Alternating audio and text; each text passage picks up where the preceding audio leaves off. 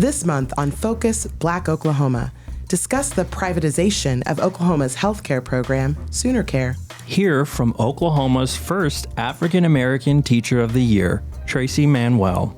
Explore the role of Jewish activism and Reverend Dr. Martin Luther King Jr.'s Interfaith Coalition during the Civil Rights Movement. Promote the 26th Annual Interfaith Holocaust Commemoration, May 9th at Congregation B'nai Amuna in Tulsa. Discover how Guatemala is incorporating indigenous cultural knowledge to protect the nation's biodiversity. All this and more on Focus Black Oklahoma.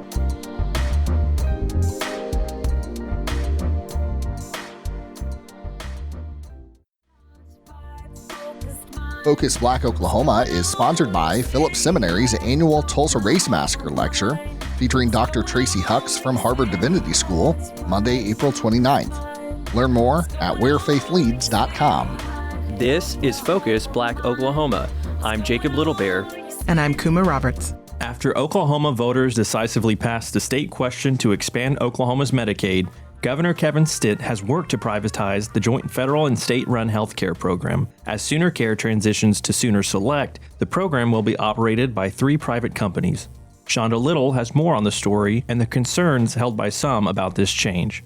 Many low-income Oklahomans who qualified for the Medicaid expansion approved by Oklahoma voters are now being asked to select plans offered through private business in the new program, SoonerSelect. Some lawmakers are worried that confusion could lead to a lack of coverage for Oklahomans who need it most. In 2020, the majority of Oklahoma voters passed State Question 802, which mandated expanding Medicaid coverage to low-income citizens similar to the Affordable Care Act. Governor Kevin Stitt spoke multiple times during that election against the expansion. Since its passage, which granted health care access to millions of Oklahomans and offered a means for reimbursement to health care providers, Stitt has worked to privatize the management of the new Medicaid program to private businesses. Stitt was eventually successful in his efforts with the creation of the new program, SoonerSelect. Most former SoonerCare members started receiving their health care through the SoonerSelect program on April 1st, 2024. As of March 10th, the Oklahoma Health Care Authority, also known as OCHA, began auto-assigning members who had not selected their new plans offered by the private businesses. Those 3 businesses are Aetna Better Health of Oklahoma, Humana Healthy Horizons, and Oklahoma Complete Health. State Representative Jared Deck is concerned this move will leave many low-income citizens without accessible health care and strapped Oklahoma health care providers without necessary reimbursement for their services. My name is Jared Deck. I'm the state representative for House District 44 in Norman. In 2020, after a thorough record-setting ballot initiative process, the voters of the state of Oklahoma approved State Question 802, which expanded Medicaid as the result to put us in line with the Affordable Care Act and also qualified the state for approximately $1 billion per year in added Medicaid funding. We had been losing out on that money for over a decade. Once we passed that, we expanded Medicaid and began that process of enrolling more people into our Medicaid program, also known as SoonerCare. However, along the way, the governor had made a big push for what is called managed care of our Medicaid program, where managed care organizations would effectively manage the care of our patients in order for them, after managed care was passed in the legislature and signed into law, request for proposal went out to select 3 managed care organizations to manage the Medicaid program for our patients and for the Health Care Authority. 3 out-of-state companies were selected. In the aftermath of that, we have started what's called SoonerSelect. Deck says he and other lawmakers are worried low-income Oklahomans who had been receiving medical services through SoonerCare are unaware that they must pick a new program in SoonerSelect that will benefit their needs. Each of the 3 managed care organizations offer different plans, services, and available providers. This is another one of my concerns, making sure that folks don't get lost in the cracks of signing up for SoonerCare, signing up through our SoonerSelect program, and making sure that they understand who their managed care organization is, what their role is, and which services that they qualify for. Again, anytime you add an additional layer of bureaucracy to the process, it's another question that needs to get answered, particularly for the Oklahomans who need this the most. Dett, who grew up in rural Oklahoma, is equally distressed about the potential negative impacts for reimbursement for providers. I am hopeful that the Healthcare Authority will continue to work with providers to make sure that providers have the support from the managed care organizations that they need in order to do their job and provide their services. JeKia Harrison, president of the Young Democrats of Oklahoma, is a lifelong resident of Northeast Oklahoma City. She is uneasy that many of her neighbors' concerns will not be heard by the governor, legislators, or the managed care organizations. I would implore constituents, I would implore Oklahomans to call, make sure your voice is heard, make sure that you're paying attention. I know that it's hard to pay attention to what is happening in everyday politics, but this is a huge issue. For Focus, Black Oklahoma, I'm Shonda Little in Cheyenne.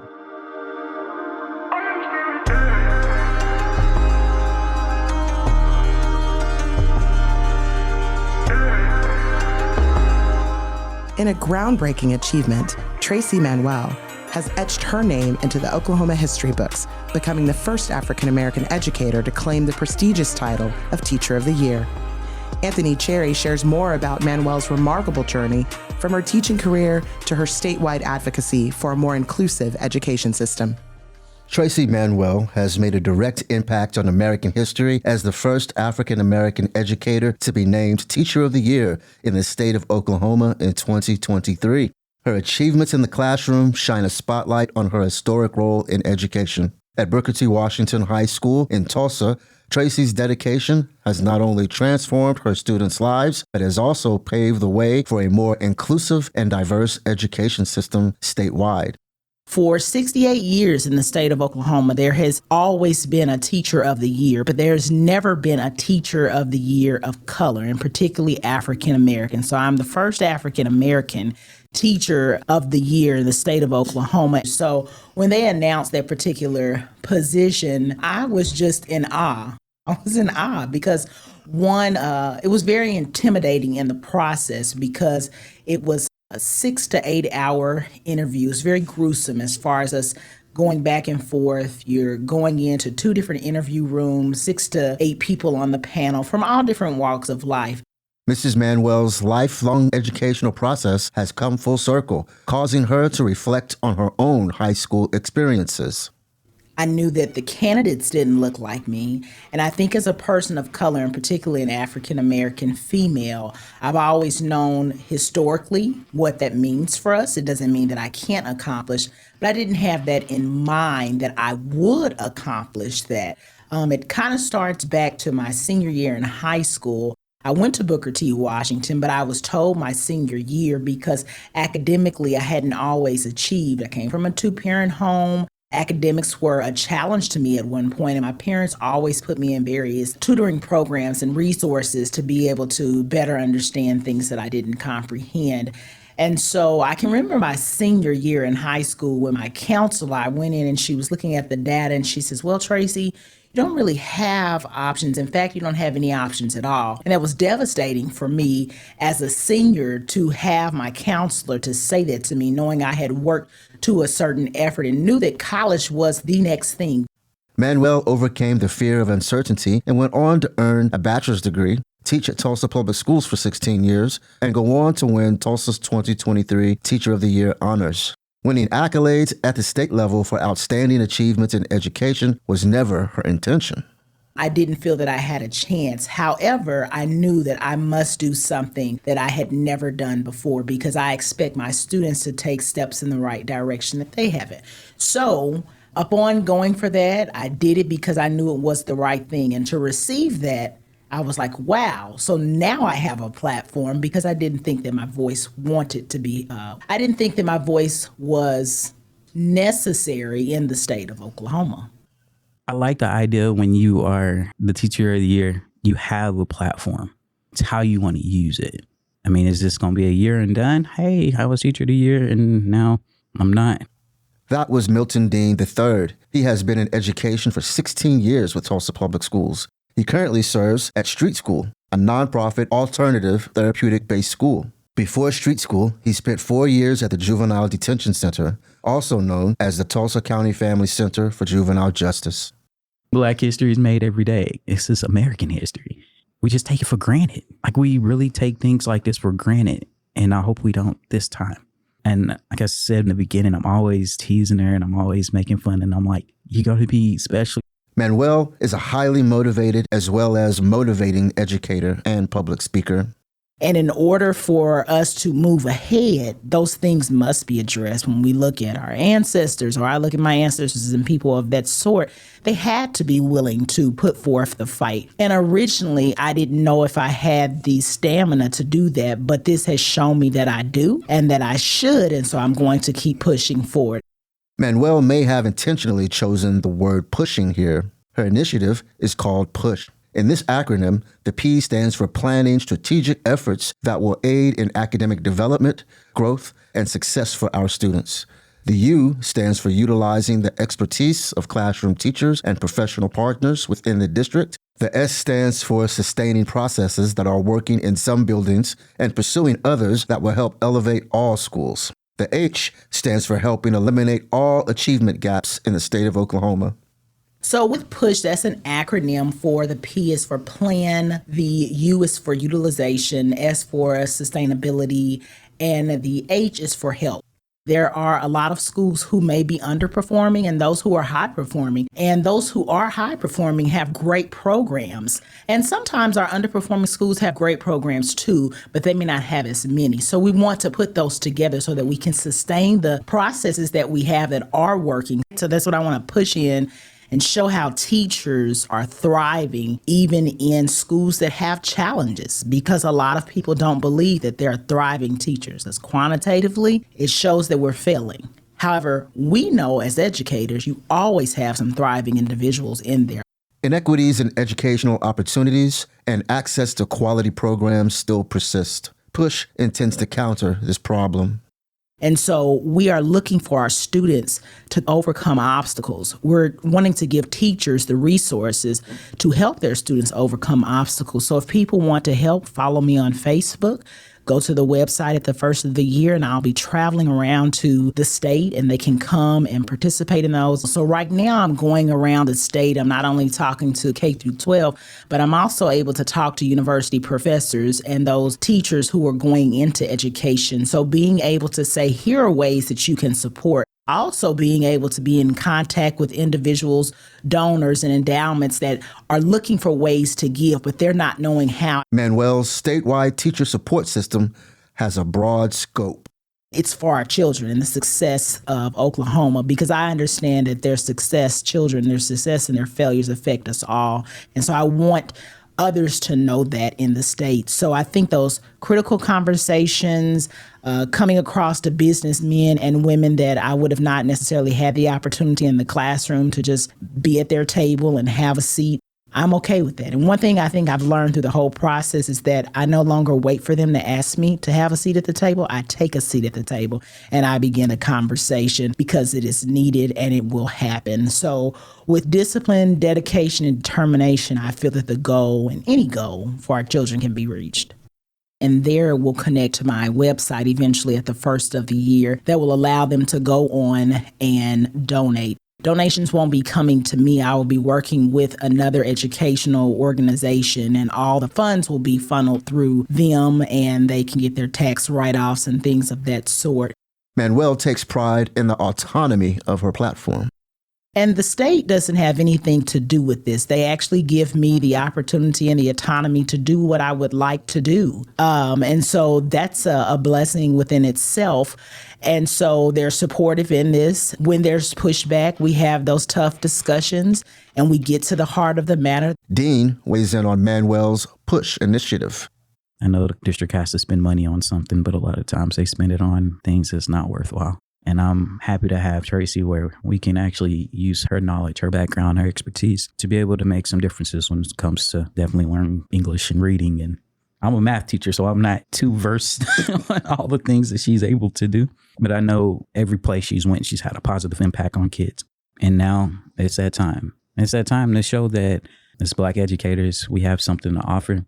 We should be included in every topic of conversation. As teachers, we are the experts. We need to be frontline and giving suggestions, professional developments, tips, to the people who we serve in the city that we serve. In education, I don't know. I just hate when they go and find all these wonderful people from different cities and say, hey, this is how we solved our problem, so you should do it like this too. Dean describes what Manuel was contemplating as she developed her initiative's goals. Here's what I liked. Here's what I put together. Where can we really put some momentum behind this? I feel like we can. I feel like with everything that's going on now, this is time for Tulsa to make some real change.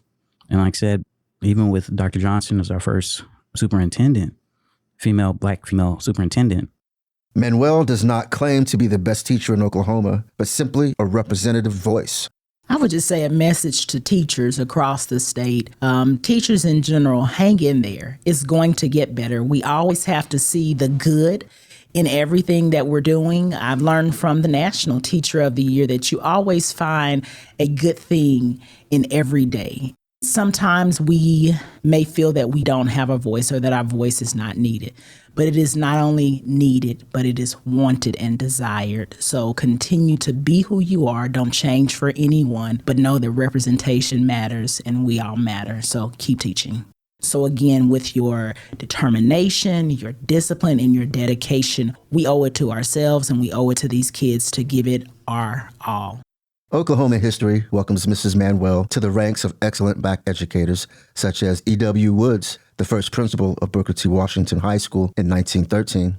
Dr. Donnie and Shirley Nero have established the Oklahoma African American Educators Hall of Fame to recognize the accomplishments of African American educators, staff, and support personnel since 2011. To learn more about dedicated and committed African American educators, visit the Oklahoma African American Educators Hall of Fame Facebook page. For Focus, Black Oklahoma, I'm Anthony Cherry in Tulsa. You're listening to Focus Black Oklahoma.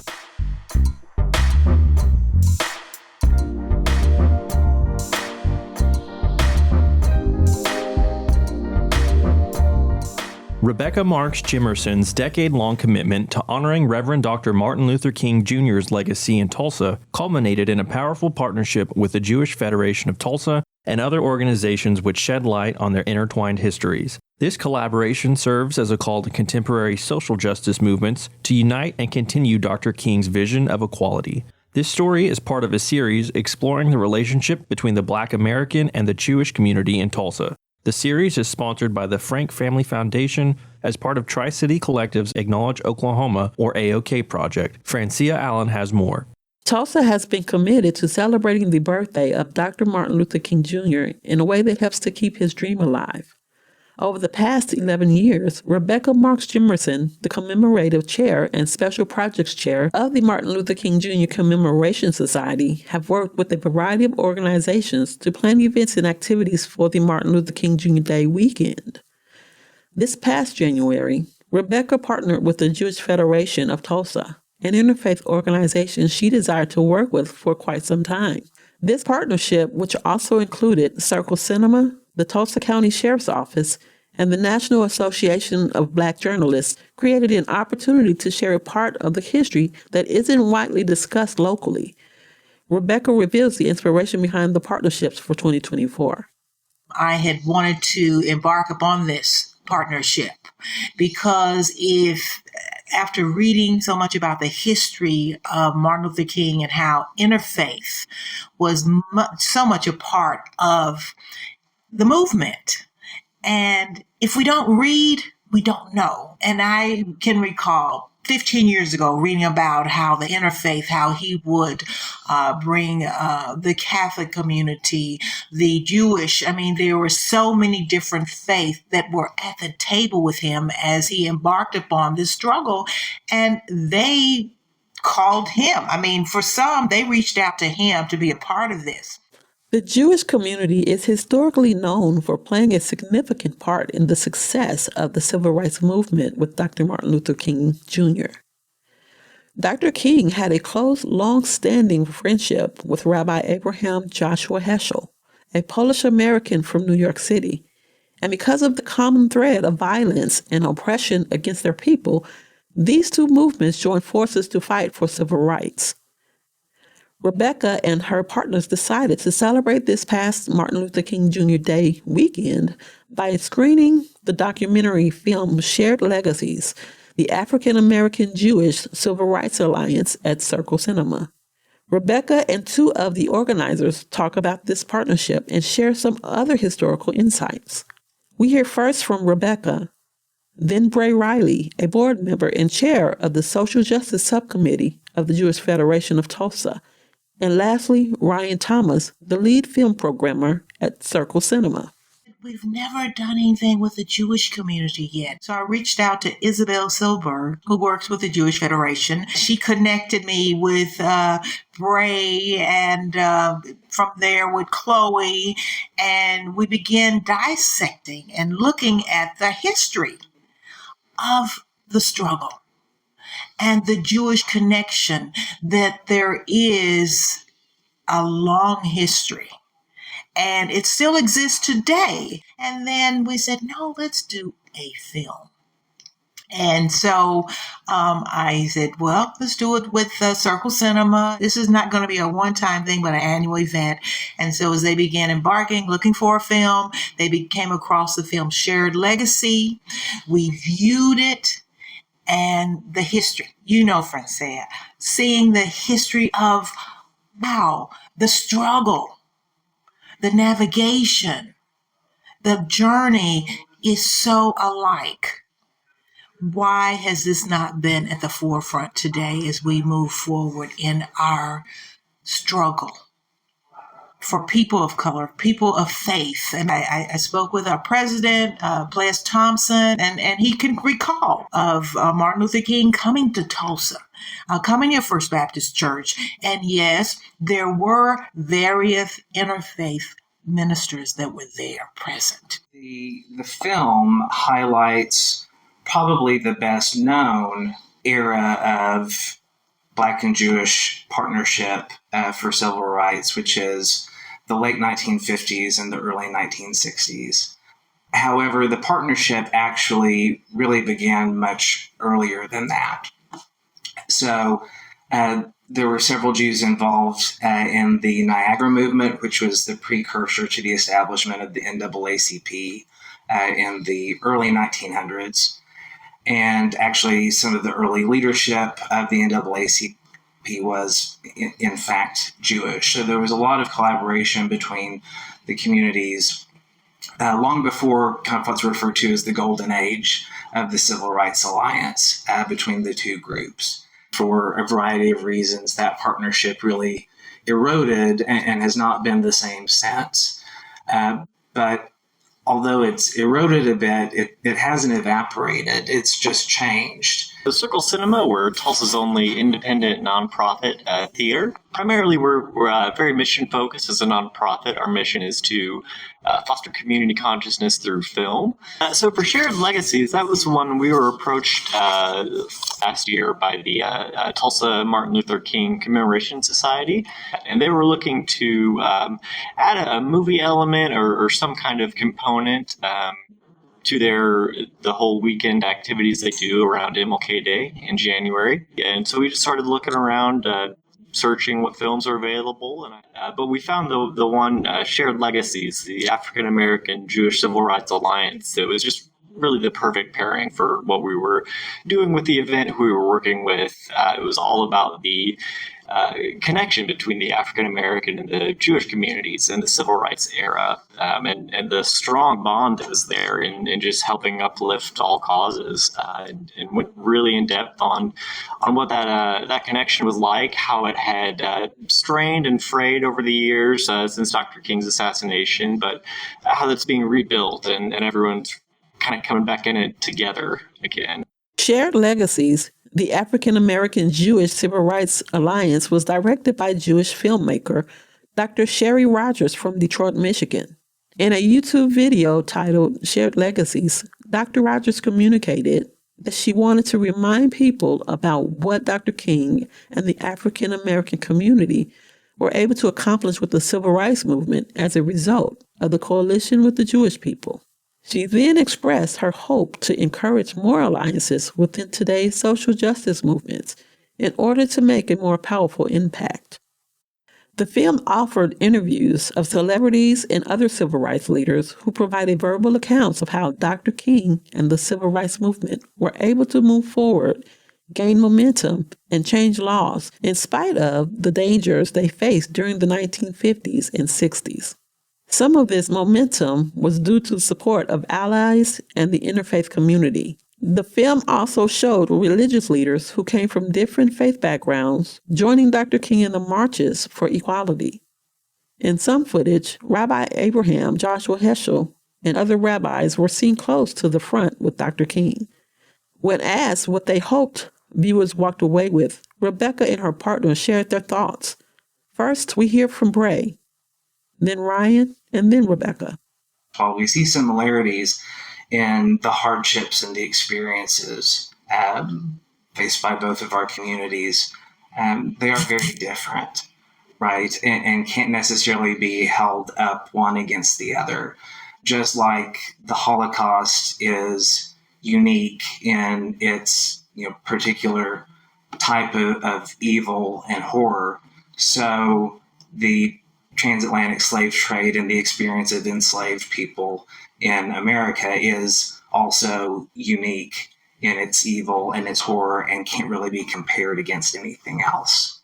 My hopes for what viewers would take away were become familiar with the history and understand the depth and breadth of the alliance and what it meant to both communities. And so giving people an opportunity to think about ways that communities can be in conversation with each other, can re-engage, having taken what we've learned in the intervening years and maybe build a new model for cross-community partnership to achieve our shared goals. So on this one, we were really hoping to kind of inspire that sense of community and people from different backgrounds and different groups coming together, like the African American community and the Jewish community did in the civil rights era, to show that those kind of partnerships and alliances are still very much needed, and that's how we make change and inspire progress and get things done. You can't just everyone be on their own. We all have to be advocating for each other and speaking for those less fortunate than others, and making sure everyone has a place at the table. That, and I know you've heard that saying that if you don't know where you come from, you don't know where you're going. I wanted all of those to know the struggle, the movement, where it started, and that it wasn't just a African American struggle, but there were others who joined in because they knew, having had the shared legacy of that fight, of struggle, of challenges, that they joined hand in hand. So I wanted them to come away singing that we're not going to let anybody turn us around. We're going to continue together, because that's only, it takes a village. And that's what I wanted everyone to come away with. I want those there to take away and join hands in saying, I ain't gonna let nobody turn me around, turn me around, turn me around. I ain't gonna let nobody. And I see our Jewish community. I see our Black community, our interfaith community standing there. With the birth of several social justice organizations in the 21st century, due to racial and social injustice, joining together and building alliances like the Jewish people and Dr. King could be the way to dismantle the racist systems that continue to oppress marginalized communities. The question is, can these organizations move forward with the issues they have in common, rather than remain divided because of their differences? For Focus, Black Oklahoma, I'm Francette Allen in Tulsa.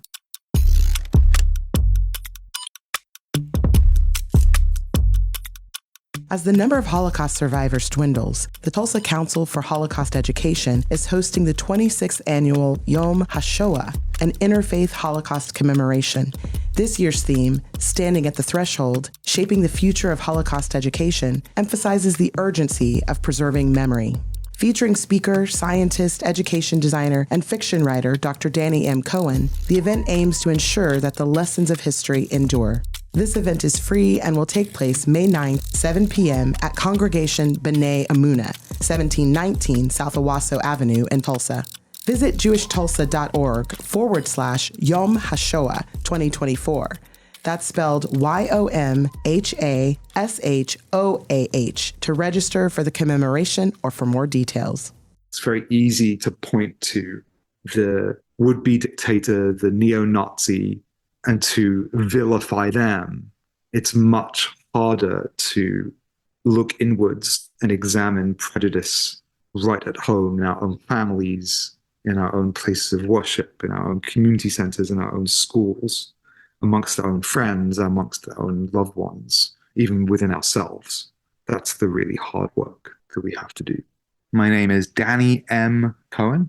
I am an associate professor of instruction at Northwestern University in the School of Education and Social Policy, the co-chair of the Illinois Holocaust and Genocide Commission. I'm also the founder of the National Education Initiative Unsilenced.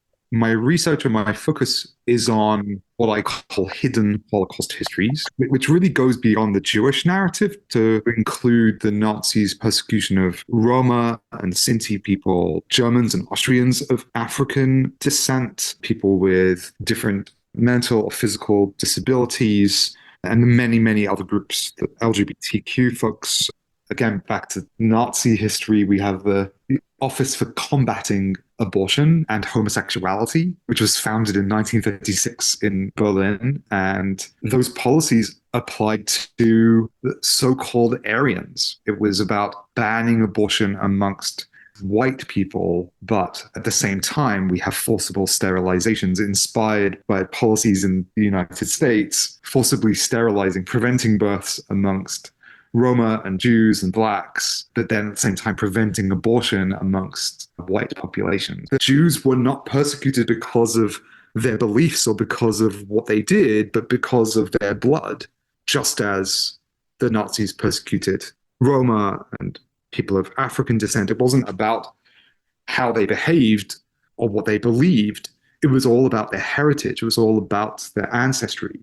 My expertise is in Holocaust memory, but also how Holocaust memory is connected to other parts of history, the history of eugenics in the United States and how that is connected to Nazi eugenics. Oklahoma specifically, if I'm remembering correctly, the history of forced sterilizations in Oklahoma really started in the 1930s, a good decade or so after the Tulsa race massacre, but then went through the 1960s, even up to the 70s. My work over the years has focused more and more on what I call hidden Holocaust histories. And what I mean by that is the history that we struggle to talk about, the history that makes us most uncomfortable, the history that is either unintentionally swept under the rug or in many cases intentionally silenced. I'm interested in this because the parts of history that we struggle to talk about or refuse to talk about is often a better reflection of how we perceive violence and prejudice and atrocity in our world today. And if we focus on what we struggle to talk about in history, then we're more likely to actually face the violence that we struggle to face today. I think of the Jewish Holocaust survivor Gisela Perl, who wrote one of the earliest Holocaust memoirs titled I Was a Doctor in Auschwitz. Perl was a trained gynecologist who was forced to help Nazi doctors with what they called experiments, essentially torture of prisoners. And Perl, in her earliest memoir, which was published in 1948, so really soon after the end of World War II, she talked about abortion in the camps. She talked about infanticide. She talked about sexual violence in the camps or the exchange of food for sex. And her memoir essentially immediately went out of print. And it was only until just a few years ago that it came back into print. In my work, I talk about both cultural silencing and institutional silencing. Pearl did not silence herself through her writing, but in terms of cultural silencing, in terms of what are we as a society comfortable talking about, sex and abortion and the perspectives of women in general were not accepted as part of public discourse, and the media sort of reflected that.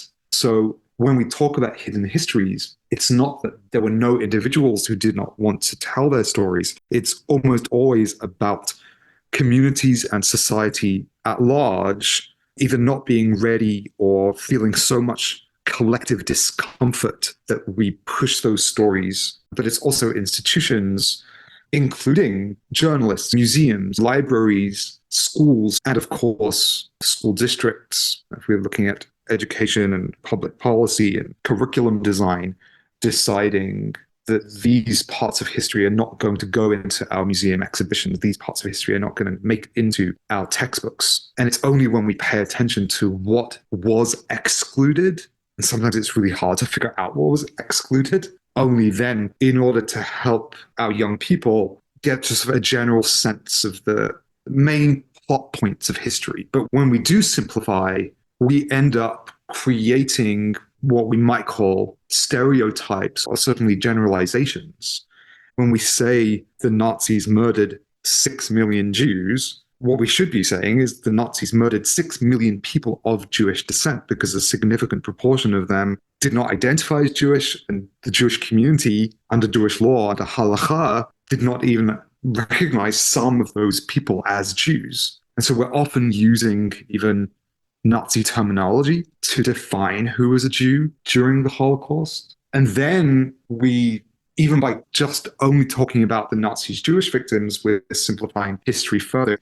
In 1979, there's a debate between Simon Wiesenthal, the so-called Jewish Nazi hunter, who was working to bring Nazis to justice decades after the war. An argument or a debate broke out between Wiesenthal and Elie Wiesel, who at the time was the chairperson of what became the United States Holocaust Memorial Museum. And the debate was around how we even define the word Holocaust. It was the Carter administration that wrote a definition that was very inclusive of not only the Nazis' Jewish victims, but also the Roma, disabled, Black victims too. And Wiesel pushed back and argued that only Jewish victims and survivors should be considered part of Holocaust history. And Wiesenthal gave an interview with the Washington Post, this was 1979, where he said, "We reduced the problem to one between Nazis and Jews. And by doing so, we lost many friends who suffered with us, whose families share common graves." Wiesenthal saw Holocaust history as a narrative of white supremacy. It wasn't just a story about Nazis murdering Jews. Of course, that is very much the core of Holocaust history, but that's not all of Holocaust history. The Nazis were trying to create what they saw as this so-called master Aryan race. And so even before they were rounding up Jews, they were forcibly sterilizing Germans and later Austrians of African descent. They were forcibly sterilizing Roma and Sinti populations. They were forcibly sterilizing Jews as well. This is years before the gas chambers. And even before the Nazis started gassing or shooting Roma and Jewish families and communities, the Nazis were already practicing mass murder with gas chambers on people with disabilities. Gas chambers came from the United States, right? The state of Nevada began using gas chambers, and the Nazis thought, oh, that's a good idea. We can use that. Just as the United States, as early as 1907, the state of Indiana began forcibly sterilizing people with disabilities, and later people of color, and many other states followed suit, including the state of Oklahoma in the 1930s. And this was upheld by the US Supreme Court that ruled 8-1 in 1927 that states had the right to forcibly sterilize populations, and Hitler and the Nazis were inspired by the United States and implemented very similar policies of forcible sterilizations against all these different populations. And so when we focus on these hidden histories and these hidden connections, we see that the Holocaust didn't just happen in a bubble. The history of white supremacy in Nazi Germany is directly connected to the history of white supremacy in the United States, in Britain as well, where eugenics was founded in the late 19th century. I think about looking for those, what have become hidden connections between different parts of history that are often segregated in our memories, but are actually live side by side. So it's not just the hidden histories themselves, it's those connections too that we need to shine a spotlight on. The Holocaust commemoration is presented by the Tulsa Council for Holocaust Education of the Jewish Federation of Tulsa, in partnership with the Tulsa City County Library, the Sherwin Miller Museum of Jewish Art, Congregation B'nai Amunah, and Temple Israel.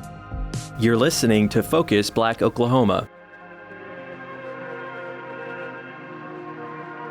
Thanks for joining us on Focus Black Oklahoma. With the impacts of climate change being felt across the planet, contemporary science points to the importance of protecting biodiversity as a means of promoting ecological health. Yet around the world, indigenous cultures have passed down knowledge on the importance of sustainable practices and environmental protection. One Nation has worked to incorporate that cultural knowledge into national policy. Here's Jasmine Bivar-Smith. Guatemala is one of 19 mega-diverse countries in the world.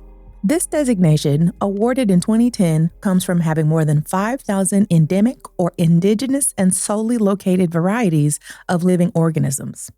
Starting in 1989, Guatemala enacted several decrees to protect its variable biodiversity. Today, more than 30% of Guatemala is covered by the protected area laws. Livingston, located on the northeast coast, hosts one of them. Los Siete Altares is a one-site in Livingston, known as La Buga in Garifuna, that is considered a protected area. 7 natural pools within the forest are maintained by a Garifuna man and a few locals from the neighboring beach community. Though he doesn't pop out much to speak with tourists visiting the area, there are posted banners offering grounding on the Garinagu people and their beliefs on their Garifuna language and culture in relation to biodiversity. One sign reads, "The cultural identity of a people is produced in relation to the environment where we live, especially in relation to the understanding we have about the relationship between human beings, nature, and the universe, conceived as an integrated whole. The cosmology of Garifuna ancestral culture is based on a relationship of harmony with nature and affirms that human beings are another creation in the universe, equal to the rest of being. There should be harmony, respect, and never violence." As of today, most preservation efforts are focused on the non-human species in Guatemala, bypassing the more human-focused elements of biodiversity. The Garifuna language and Garinagu culture is in the need of concerted efforts to sustain for future generations. It's not only the culture of Livingston, of the Black people, it's the language that Garifuna people and all of the people of the little communities of people in Livingston starting to make everybody have one word. The National Council for Protected Areas, better known as CONAP, was established in conjunction with the Protected Area Laws of 1989. Due to the lack of explicit inclusion of intangible culture in biodiversity, there has not been much evidence of a dedicated effort to focus on the minority cultures in Guatemala since the conception of CONAP. However, in 2010, at the 10th meeting of the Conference of the Parties to the Convention on Biological Diversity, Guatemala received its megadiverse designation. The Convention on Biological Diversity's website reflects, quote, "The National Biodiversity Policy was officially adopted in 2011. The policy calls for the development of a new organization which will focus on the policy's 5 thematic areas: biodiversity knowledge and valuation, biodiversity conservation and restoration, sustainable use of biodiversity and ecosystem services, role of biodiversity in climate change mitigation and adaptation, and policy implementation. Responsibility for implementation of all policies related to biodiversity is assigned to CONAP. end quote. At this same conference, Guatemalan officials did, quote, call for integration of indigenous knowledge and more holistic approaches, end quote. More than 9 years later, in conjunction with the National Day of Garifuna People on November 26, 2019, the first event publicly recognizing ancestral knowledge as a part of biodiversity was held near the docks of Livingston. Wences Ellington, the CONAP coordinator for Livingston, speaking through a translator, discusses the celebration, which included a business expo. Así, la primera exposición, que fue, bueno, de hecho es una serie de exposiciones que había realizado. So, like, this type of expo began, like, before he was working here with us. And it started with one secretary that was interested in, like, talking about how nature provides different types of food, medicine, and things like that. So when he came, I was part of the organization that was made before this expo in 2019. And we basically invite all the persons that work together with CONAP that are like NGOs, like Fundaeco, like the Defensores de la Naturaleza. Expoferia de la Diversidad Biológico, Raíces de mi Pueblo, which translates to Biological Diversity Expo Fair, Roots of My People, focused on the appreciation and promotion of collective traditional and ancestral heritage associated with biodiversity. Businesses, largely headed by women, were featured, showing off the contributions to food, holistic health, cosmetics, and products for the home, all developed from natural local materials. And so in this expo, we tried to tell people who were invited what we are working for.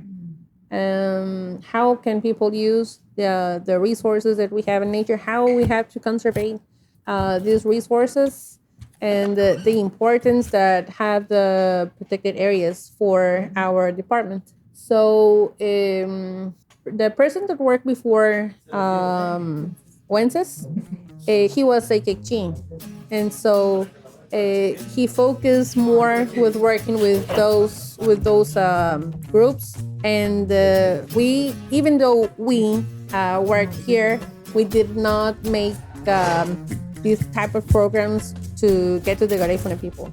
So now that Wences is working with us, he is taking that part that is very important. One of the most well-known local Garifuna women involved in the expo was Diana Martinez Leyva Francois, who has been working on the preservation of the Garifuna culture and language for more than 16 years. She is also an owner of Le Tres Garifunas, one of the only Garinagu-owned restaurants in Livingston. Yes. Well, I'm one of the owners of this restaurant. We also own the botanical garden. In the botanical garden, what we do is preserving all the different kind of plants, medicinal. Then back in the days, the Garifuna people use only herbs, and that's what we're trying to bring back, all these herbs, and that's why we had the botanical garden. Yeah, we also am the legal representative to an organization, what is called Afro America 21, and I also has another association with entrepreneur. We call it Livingston Emprende. That's in our focus in Livingston Emprende is with entrepreneur. Is to the one who don't have no business. Is like they have their own business by like in their houses, but they don't have nothing like stable, and they don't have legal papers, and that's what we try to do. And plus saving, investment, and that's what we do. And with this group, Leyva Francois is much more than an entrepreneur. Legal representative to an organization, what is called Afro America 21, and I also has another association with entrepreneur. We call it Livingston Emprende. That's in our focus in Livingston Emprende is with entrepreneur, is the one who don't have no business. Is like they have their own business by like in their houses, but they don't have nothing like stable, and they don't have legal papers, and that's what we try to do. And plus saving, investment, and that's what we do. And with this group. Garifuna was officially classified by the United Nations Educational, Scientific, and Cultural Organization, or UNESCO, as a masterpiece of the oral and intangible heritage in 2008.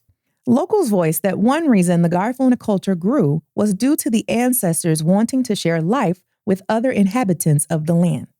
The language, a blend of the cultures, largely Arawak Indian and Carib, influenced the Garinagu or Garifuna culture. In the Garifuna language, we have the counting system of French, we have the Arawak, we have the English, we have also Spanish, because there was people of all of different cultures and all of different worlds in one place.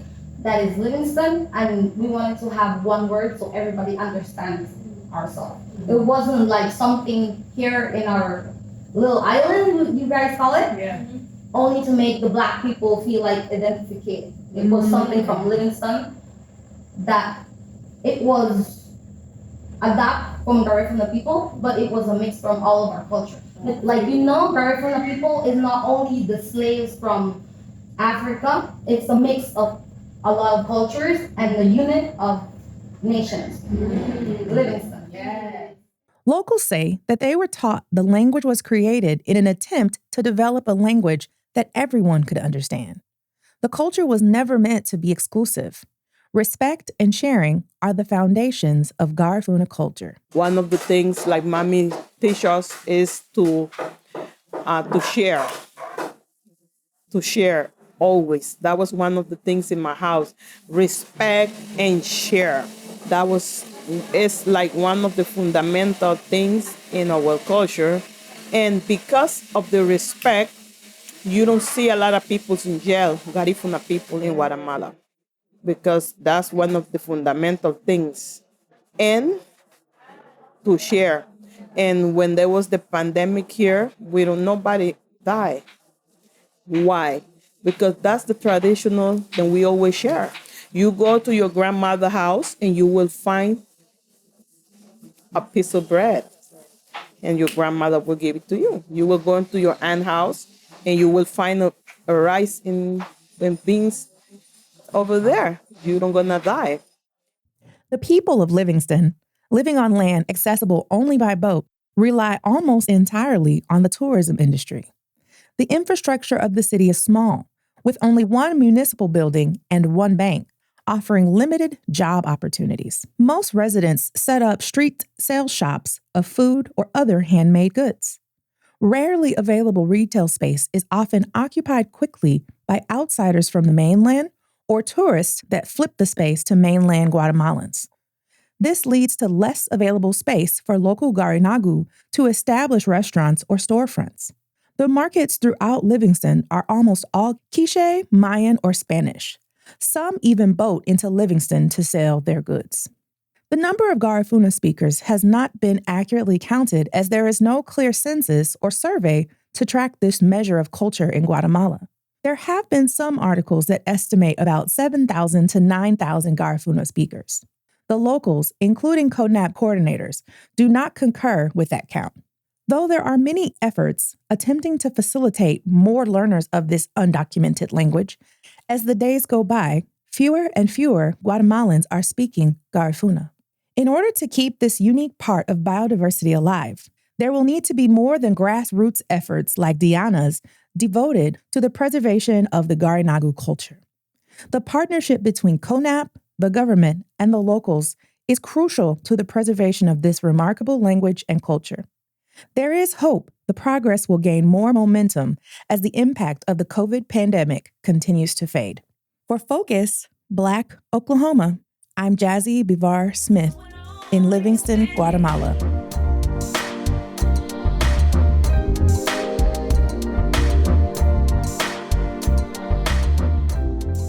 Would you like to pitch a story to FBO? Or work with us as a correspondent? Please email us at contact@focusblackoklahoma.com. Or call 918-807-3886.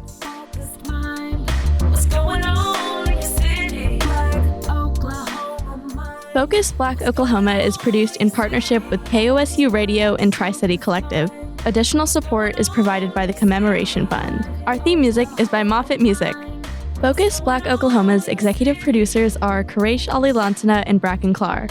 Our associate producers are Smriti Iyengar and Jesse Ulrich. Our production intern is Daryl Turner. You can visit us online at kosu.org or focusblackoklahoma.com and on YouTube at Tri-City Collective.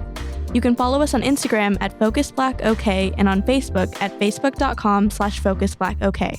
You can hear Focus Black Oklahoma on demand for free at kosu.org, the NPR app, npr.org, or wherever you get your podcasts. KOSU Business Circle memberships are ideal for small businesses looking to support public radio and get a little bit of airtime. To learn how your business can become a member, email development@kosu.org.